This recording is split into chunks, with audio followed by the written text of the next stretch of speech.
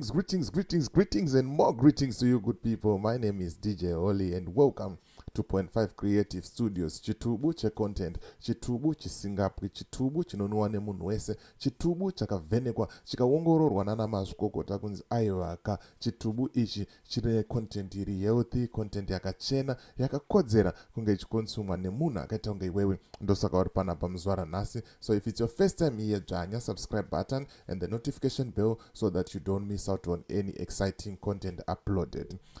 Makuseni ndambotaura izvo kuti VP Mohadi vari kurwara, vamwe vakandisa naro, vamwe vakati chino saka ndangodzoka neumbowo kuti ndikuratidzei kuti vakatotadza kupedza imwe speech svondo rapfuura iri, vari kudzimbikana nemuviri zvisiri izvo, vakati I can't and the voice ranga rakutoenda ratopera, utano chaiwo hapasisina,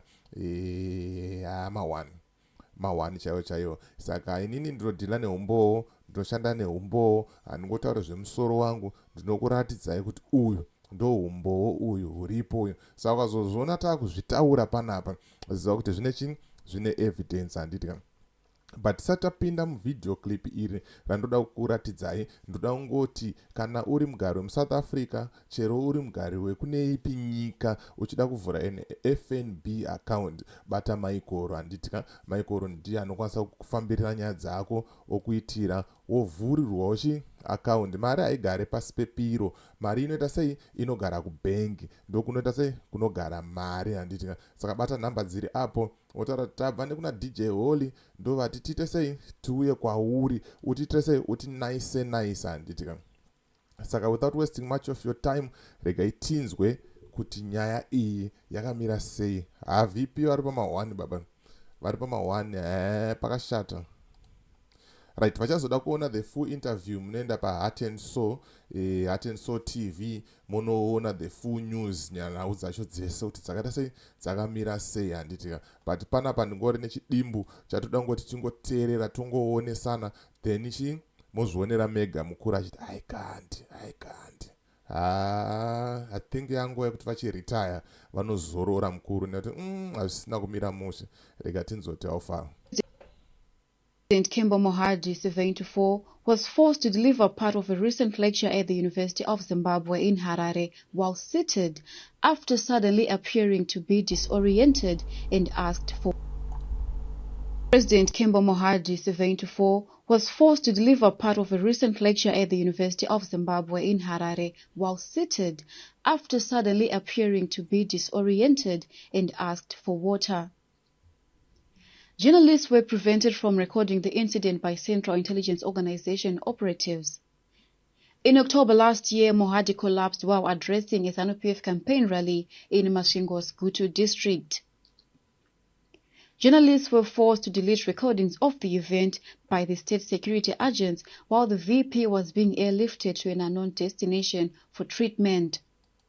Right, muruzunzwa zvari kutaura in short, vari kutaura kuti mukuru pane interview, pane speech yaaipa, zvikamba zvamubata nesimba sezvo utano hwasheka husisina kunyatsosimba, saka akatozopedzisa kupa speech iyoyo akaita sei, akagara pasi. Ndozviri sei? Ndozviri kutaurwapo. Asi hanzi pane chiitiko chakaitika futi last year, akatombodonha kutokolapsa chaiko. Majournalist ese akanzi line up wakomana, unzai makamera yenyu, delete footage, delete, vawadelita, uyezve hazvina kuzoita sei, hazvina kuzobuda. Even pavideo iri muchangoona chipisi paanopedzisira kugara pasi, hakuna kuzomborekodwa kumberi kwacho nenyaya yekuti vakomana maCIO vanenge vaita sei, vachichengetedza handitika, vachirova basa. Saka ndozviri kutaurwa apa. Rega tipfuurire mberi tinzoti aufa.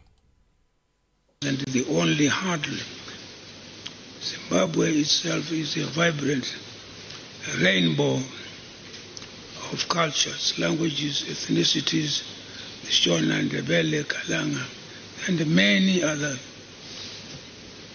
each with their own traditions and way of life.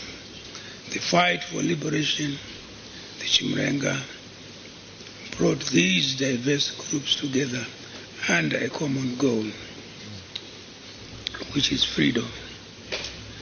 Comrades, Similar to the OAU's approach, the Chimurenga embraced this rich diversity. ZANU and ZAPU, while united against the embraced this rich diversity.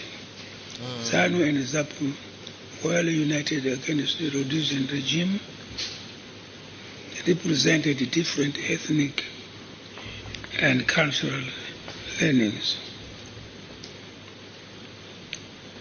Yet they found common ground in the fight for a free Zimbabwe. The spirit of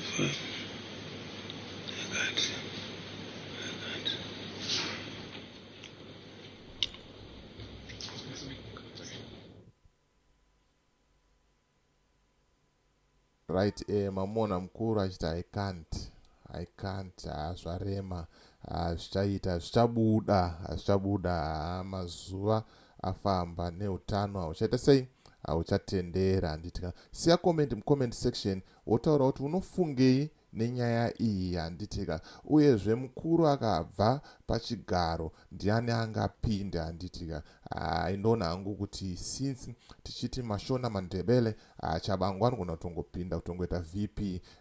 Amenoti iwo unoona sei mafungiro angu inini, iwo isawo mafungiro ako wotaura kuti unoita sei, unozviona sei, unofunga sei, zvakaita sei, zvakamira sei. But the bottom line ndeyekuti ndokuudzai nyaya, handinyebe, handina kana basa nekukunyeberai, ndinongouya nawo umbowo hwakadaro ndokupai mozvionera. Mavanzwa vakuru achiti I can't, voice riri kutoshoshoma, simba hapasisina.